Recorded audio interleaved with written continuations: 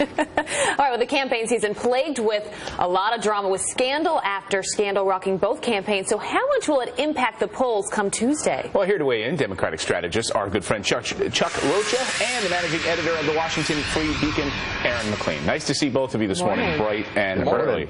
Chuck, you know, it's interesting. You look at these last few days where Hillary Clinton is spending her time. Philadelphia, Tim Kaine going to Virginia. Do they smell some big trouble? We don't leave any stone left unturned here at the end. And luckily, she got a whole stable full of surrogates that she can send all over the place. But let's talk about Michigan in particular. I'll take you back to the primary where she was up like 8 points the day before election. I worked for Bernie.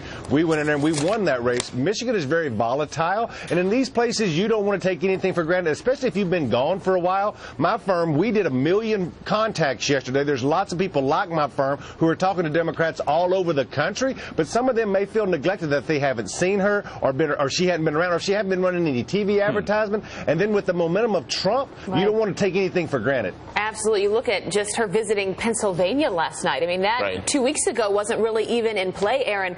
Some people are calling it maybe the Comey effect, where you look at how much has changed so quickly in just the past 2 weeks. Do you think there's something to that?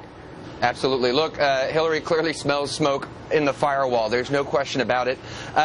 Look, timing is everything. This race has had a clear pattern over the course of the last few months, just to give you some context. We've gone from periods where Hillary is clearly up, 5, 6, even 7 in the national polls, to periods like right now where the race seems to be close to something like a statistical tie. If the race continued from now on for the next few weeks, it might swing back in Hillary's favor. So the question is, are we past the turning point in a way that the polls haven't reflected, or is Donald Trump peaking right at the right moment? And of course Comey's letter played a role in that. Yeah, and Chuck, obviously as a Bernie supporter, you're looking at these Bernie voters who, what are they going to do come Election Day? Are they going to sit out? Yeah, are they going to sit out? They're going to say, you know what, this is not the person that I then moved my vote from Bernie to Hillary. Donald Trump seems to be closing the gap in some of these blue states. As we take a look at this map, this latest map this morning, Florida, Pennsylvania, Michigan, and there's even some rumblings this morning of Minnesota and whether the Trump campaign would head out there. What do you think, Chuck? Are these Bernie Sanders, these undecideds, these late movers going to go to Hillary Clinton and get out of bed on Tuesday? So the recent polling would suggest that around 70-75% of them has said via polling that they would support her. But what polling doesn't tell you is it's a mathematical equation based off of a predictive turnout model. That sounds like a bunch of fancy words coming from a guy in a cowboy hat. But what it actually means is they don't know about down ballot, about these young people who only use their cell phones. This youth vote, this millennial vote who love Bernie Sanders, that's the big unknown about will they get up and go. Yeah, but Chuck, you've seen the group of people she's had hanging out with her the last few days. I mean, Katy Perry, Beyonce, I don't know if you've heard. Jay-Z. I mean, aren't they going to help? I think it helps in certain areas, and I think that it helps rev up the base, right? Now, she hadn't talked to the base in many months, so it's just another thing that you see every cycle of them rolling out folks. Aaron, are they going to be, is Trump going to be able to flip some of these blue states? We had Caitlin Huey-Burns on the show yesterday from Real Clear Politics. She says Pennsylvania is always Republican fool's gold. They think they can play there, and they end up getting crushed there. I think at this point some of these states are just literally too close to call. Pennsylvania, I think, still leans in the direction of Hillary. New Hampshire is definitely too close to call at this point.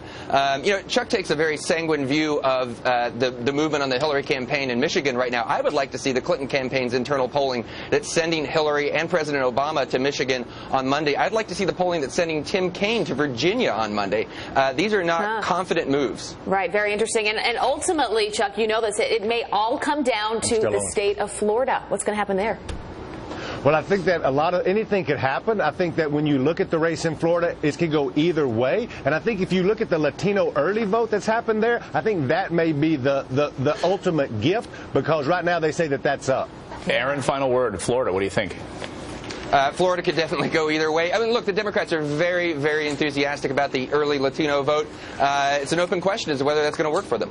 Chuck we'll see. And Aaron, 5 in the morning. Hope you got that extra hour of sleep. Good to see you. There we go. Thanks. All right, it is 11 minutes after the hour.